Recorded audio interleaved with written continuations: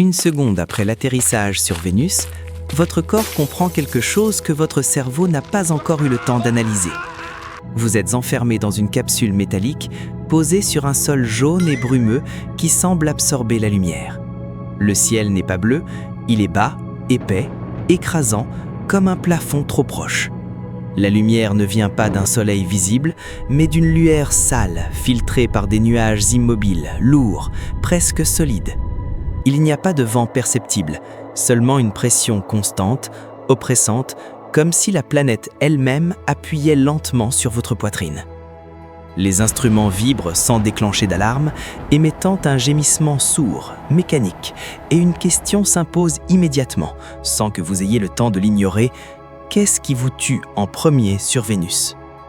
On pense instinctivement à la chaleur, et ce n'est pas une erreur. La surface de Vénus atteint près de 470 degrés Celsius, une température suffisante pour faire fondre le plomb, pour transformer n'importe quelle combinaison spatiale classique en tombe métallique. Pourtant, ce n'est toujours pas la première chose qui vous tue. Avant même que la chaleur n'ait le temps de vous cuire vivant, la pression atmosphérique entre en jeu.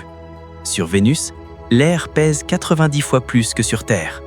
Si la trappe s'ouvrait, la capsule ne se dépressuriserait pas violemment comme dans les films.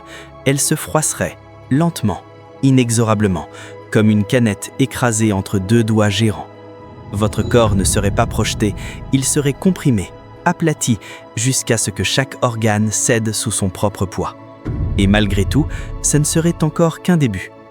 Imaginons maintenant l'impossible, une technologie parfaite, une combinaison indestructible, une capsule conçue pour résister à cette pression absurde. Vous descendez, vous posez le pied sur Vénus, l'air ne peut pas être respiré non pas parce qu'il manque d'oxygène, mais parce qu'il est presque entièrement composé de dioxyde de carbone, chargé de nuages d'acide sulfurique. La moindre micro-fissure dans votre équipement devient une brûlure chimique instantanée, invisible mais profonde. Même sans respirer, même sans ouvrir la bouche, la planète trouve un moyen de vous attaquer, lentement, méthodiquement, sans violence apparente. Rester immobile n'est pas une solution. Sur Terre, l'immobilité est neutre. Sur Vénus, elle est une erreur. Le sale n'est pas stable, il est volcanique, instable, saturé de gaz toxiques et d'électricité statique. Les roches ne racontent pas une histoire ancienne, elles sont encore actives, encore chaudes, encore en mouvement. Sous vos pieds, la planète respire. Pas comme un être vivant, mais comme une machine gigantesque qui n'a jamais été conçue pour accueillir quoi que ce soit d'humain. Et puis, il y a quelque chose de plus subtil, de plus dérangeant que la chaleur, la pression ou l'acide. Il y a le temps. Sur Vénus, un jour est plus long qu'une année entière sur cette même planète.